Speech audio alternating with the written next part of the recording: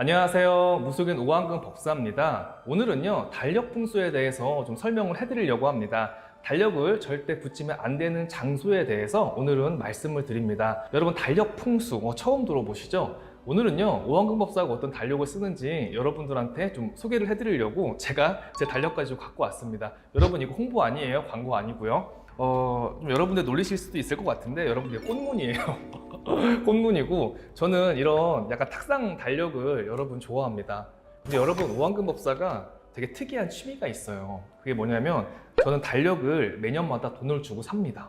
근데 저는 이게 달력을 돈 주고 산다는 걸 당연하게 생각을 하는데 제가 이 달력을 사서 올 초에 저랑 같이 일하는 그런 실장들한테 돌렸어요. 내가 좋아하는 브랜드라고. 그랬더니 한 실장이 그러는 거예요. 아니 달력을 사요 법사님? 그럼 달력을 사지 그럼 뭘 해? 달력은 공짜로 받는 거죠. 다 이제 그렇게 생각을 하잖아요. 근데 전 그렇지 않아요. 왜냐면요, 달력은요, 내가 매일 보는 거예요. 그리고 1년을 시작과 끝을 마무리하는 달력이기 때문에 저는 제가 마음에 드는 달력이 있어야지 기분이 좋습니다. 그래서 5년째 저는 지금 이 달력을 사용을 하고 있어요. 근데 이 회사에서 5년 동안 이 달력이 출시가 되더라고요. 저는 12월 달만 되면 이 달력을 먼저 선주문을 합니다. 근데 여러분, 이 달력이라는 거는 시간의 에너지가 있어요. 옛날에는 달력을 집안에다가 많이 걸어놨는데 요즘에는 이렇게 작게 탁상 달력으로 이용하는 경우가 많습니다. 근데 여러분 달력을 잘 걸어 놓으셔야지 잘못하면 안 좋은 역효과가 날 수 있어서 오늘은 달력 풍수에 대해서 좀 말씀을 드리겠습니다. 여러분 이 달력이 집에 들어오자마자 바로 이렇게 보일 때가 있어요. 왜 시골이나 우리 어머님들은 시력이 안 좋으신 게 큰 달력을 조금 쓰시죠. 은행에서 받아오거나 어디 단체에서 받아온 달력을 쓰시는데 여러분 이거는 우리가 이제 풍수 용어로 문충이라고 해요. 왜 문을 열었을 때 충살이 든다고 하는 거거든요. 그래서 이 현관문을 열었을 때 바로 달력이 보이면요, 이거는 에너지적으로 충돌을 하는 거기 때문에 집안의 어떤 기회라든가 어떤 좋은 일 자체가 바깥으로 빠져나가는 그런 역할을 합니다. 그래서 되도록이면 현관문을 딱 열었을 때는 달력이 안 보이게 하는 게 좋습니다. 그리고 두 번째는요, 시간이 지난 달력을 그냥 걸어 놓으시는 분들이 계세요. 몇 년 전 달력을 막 그냥 걸어 놓는 분들이 있어. 그 그림이 이쁘다고. 여러분 이것 또한 집안에 발전이 없습니다. 과거에 머물러 있게 돼요. 사람은. 과거는 돌아오지 않습니다. 우리는 현재를 살아서도 안 돼요. 앞으로를 위해서 더 노력을 하고 비전을 위해서 지금 열심히 살아가는 거잖아요, 여러분. 그렇기 때문에 어떤 과거의 달력이 그림이 이쁘다고 해서 그냥 걸어 놓는 것도 웬만하면 정리를 하시는 게 좋습니다. 그래서 오늘 달력을 보시고요, 웬만하면 이번 달에 맞게끔 이거를 돌려놓으시는 게 좋습니다. 뭐 어떤 분들은 달력에 뭐 낙서도 하지 말라, 뭐 달력은 웬만하면 깨끗하게 보관을 하라 그러는데, 아니 오한근 법사는 반대예요. 달력을 왜 깨끗하게 사용을 해요? 달력이잖아요. 우리가 바쁘게 스케줄도 적어야 되잖아요. 오늘 무슨 일이 있다. 항상 우리가 이걸 적으면서 메모하는 걸로 습관을 들이면서 약속을 우리가 지키고 내 자신과의 어떤 신뢰를 쌓는 거예요, 여러분. 그래서 저는 개인적으로 달력을 갖다가 깔끔하게 안 쓰셨으면 좋겠어요, 여러분. 그리고 노트를 여러 번 쓰는 것도 이게 낭비잖아. 자원 낭비. 이거 여백 두면 뭐 할 건데, 여기에? 내가 왜 달력을 좋아하는데? 여기 보면요, 제가 보여드릴게요. 여기 지금 다 이렇게 지금 여기 스케줄 다 적혀 있어요. 보이세요? 이 원고법 달력이에요. 이렇게 스케줄을 다 적여서 오늘 해야 될 일을 갖다 다 이렇게 지금 적어 놓습니다, 여러분. 그러니까 여러분도 이렇게 달력을 사셔가지고 스케줄을 정리를 하시고, 아 오늘이 며칠이구나 이렇게 좀 확인을 좀 하셨으면 좋겠어요. 그리고 여러분, 아 우리 어머니는 눈이 안 좋으셔서 큰 달력을 좀 걸어놔야 돼, 이런 분들 있죠. 이런 분들은요, 거실이나 안방에 달력을 걸어 놓으시는 게 사실은 가장 좋습니다. 그게 사실은 가장 안정적인 그런 효과예요.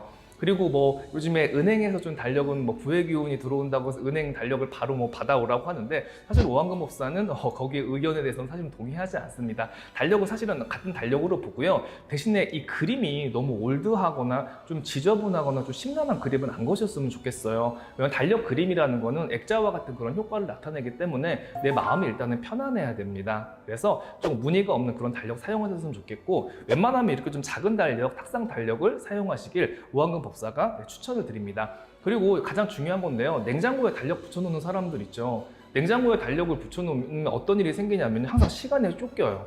항상 바쁜 일이 생기고 한 가지 일도 끝내지를 못하고 정신이 없는 그런 하루를 보내게 됩니다. 그래서 웬만하면 냉장고에 달력을 자석으로 붙여놓지 마시고 서랍에 보관을 하셨으면 좋겠습니다. 법사님, 그럼 혹시 작년 달력들은 다 버려야 될까요? 저는 버리지 않아요. 저는 3년치는 모아놓습니다. 3년치는 모아놓고, 아 내가 작년 이번 달에 무슨 일이 있었지 하고 이거 다시 한번 스케줄을 확인하는 편이고요. 그리고 저는 개인적으로 달력에 명언을 좀 많이 적어놓는 편이에요. 순간순간 떠오르는 아이디어 있지, 내가 책에서 좋은 구절이 있으면 그걸 달력에다가 적어놔요.